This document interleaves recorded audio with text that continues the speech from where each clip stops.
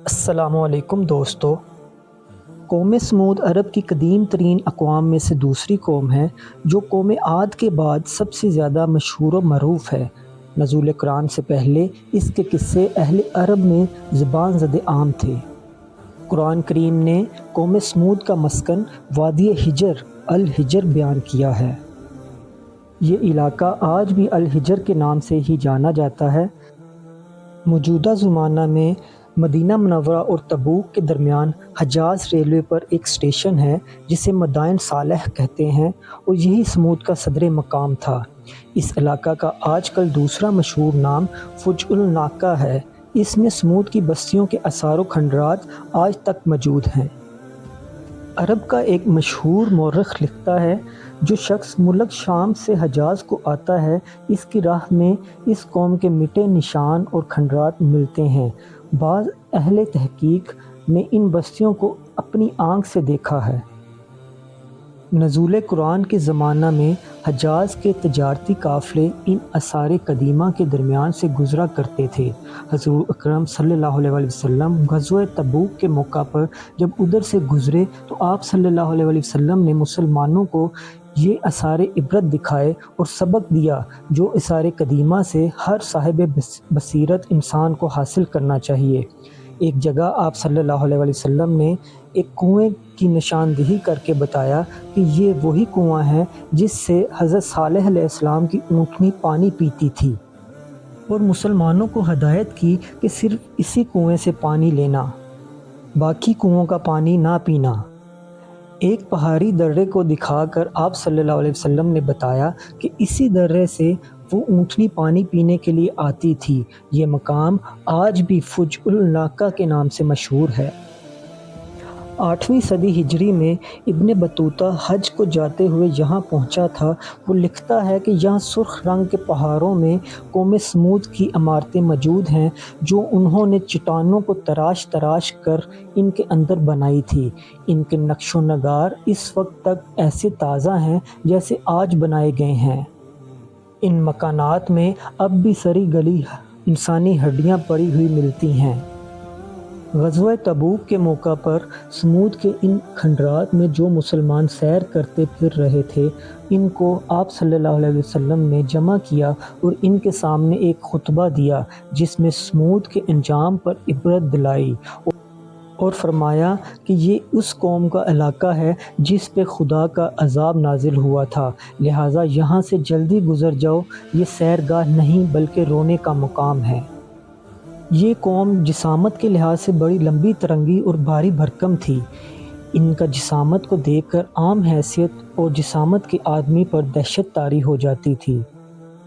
بدنی پھیلاؤ کے تناسب سے ان کی طاقت بھی غیر معمولی تھی جس پر انہیں فخر بھی تھا، اس لیے یہ دوسروں کو خاطر میں نہیں لاتے تھے۔ زبردست جسمانی قوت اور قابل رشک صحت و تندرستی کی بدولت کمزوری اور ضعف و نکاہت کی صورت میں ان کے اندر صدیوں تک کوئی تبدیلی رونما نہ ہوتی تھی، اس لیے سینکڑوں سال تک جینے اور پربہار صحت مند زندگی کے مزے لوٹتے تھے۔ بیماری ان کے قریب بھی نہیں پھٹکتی تھی اور شرح اموات بھی بہت کم تھی، اس لیے عیش و آرام اور سکھ چین نے انہیں غافل و سرکش بنا دیا تھا۔ اس معاشرے میں بت پرستی کا زور تھا اور زمین ظلم و ستم سے لبریز ہو رہی تھی۔ قوم کے بدترین مفسد لوگ اس کے لیڈر بنے ہوئے تھے۔ اونچے طبقے اپنی بڑائی کے گھمنڈ میں مست تھے اور کمزور اور نچلے طبقے کے لوگوں نے حضرت صالح علیہ السلام کی دعوت پر لبیک کہا۔ بڑے لوگوں نے اسے ماننے سے صاف انکار کر دیا اور کہا، اے صالح، تم یکا یک ایک عام آدمی سے نبی کیسے بن گئے؟ سوال یہ پیدا ہوتا ہے کہ ہمیں چھوڑ کر تمہیں نبی کیوں چنا گیا؟ اس کے علاوہ بت پرستی ہمارا ذاتی فعل ہے، ہمارے بزرگوں کا شعار ہے اور پرانی روایت ہے، تمہیں کیا حق پہنچتا ہے ہماری قومی معاملات میں مداخلت کرو؟ ہمارے باپ دادا جن بتوں اور خداؤں کی عبادت کرتے تھے، کیا تم ہمیں ان کی عبادت اور پوجا پاٹ سے روکنا چاہتے ہو؟ وہ چاہتے تھے کہ نبی یا تو کوئی فوج البشر ہستی ہو، یا اگر وہ انسان ہی ہو تو ہمارے اپنے ملک اور قوم میں پیدا نہ ہوا ہو، بلکہ کہیں اوپر سے اتر کر آئے یا باہر سے بھیجا جائے، اور اگر یہ بھی نہیں تو کم از کم اسے کوئی رئیس آدمی ہونا چاہیے۔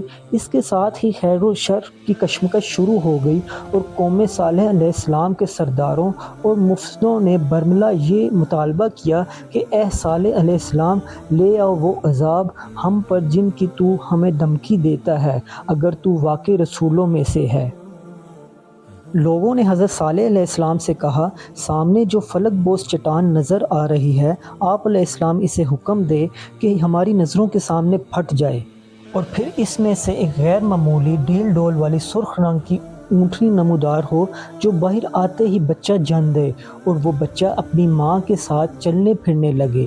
جناب صالح علیہ السلام اللہ کی طرف متوجہ ہوئے، ادھر سے الہام ہوا کہ ہم ان کی خواہش اور طلب کے مطابق اونٹنی بھیج دیں گے، ہم اونٹنی کو ان کے لیے فتنہ بنا کر بھیج رہے ہیں۔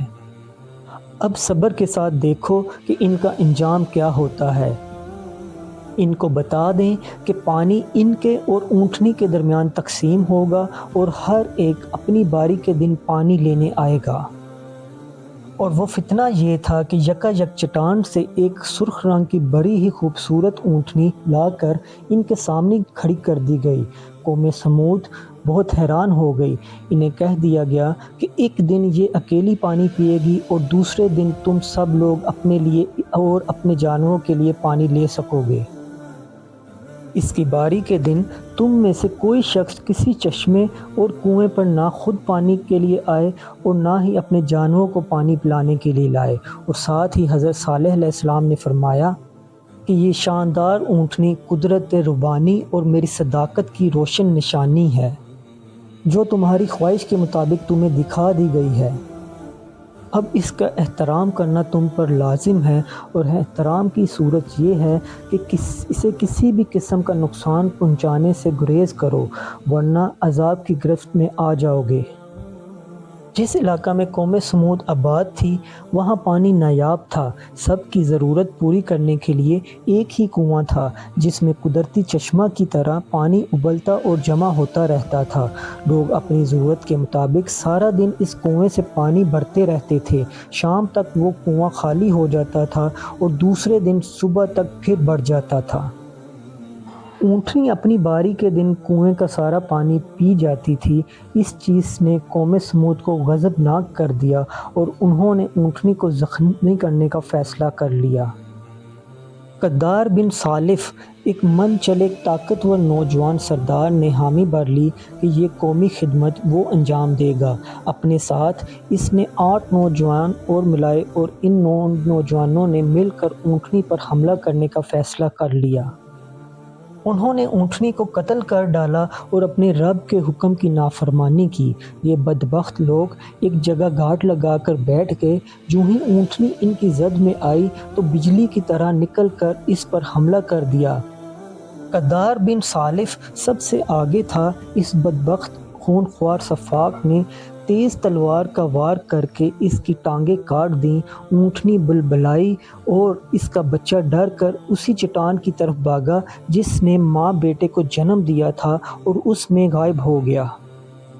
انہوں نے مقدس ناکہ کو زخمی کر دیا تو حضرت صالح علیہ السلام نے فرمایا، اب جو موج میلہ کرنا ہے 3 دن تک کر لو۔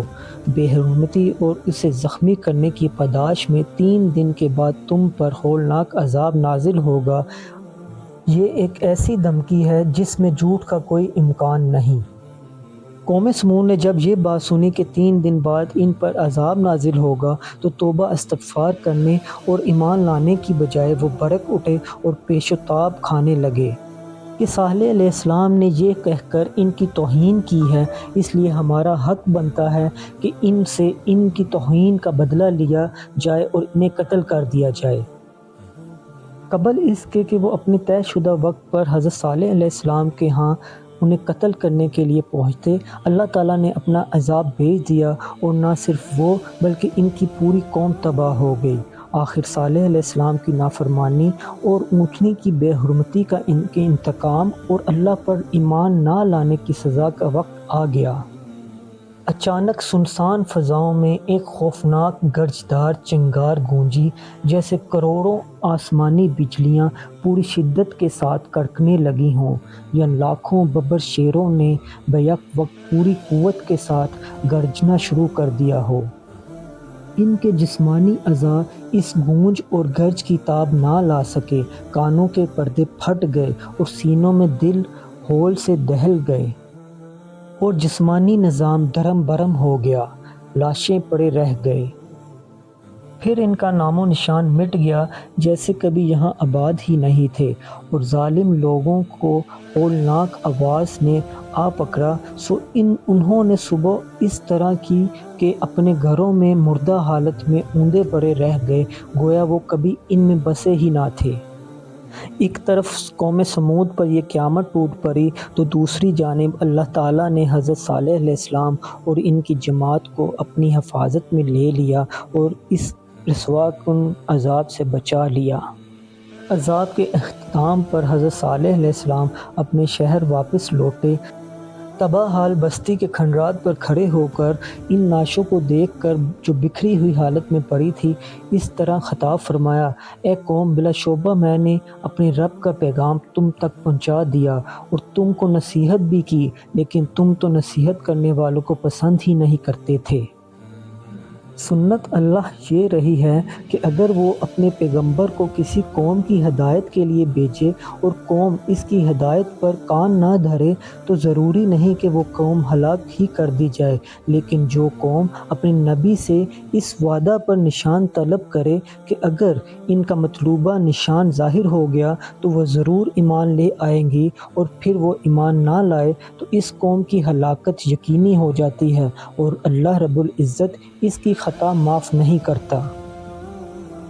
اللہ پاک ہمیں سمجھنے کی اور نیک عمل کرنے کی توفیق عطا فرمائے، آمین۔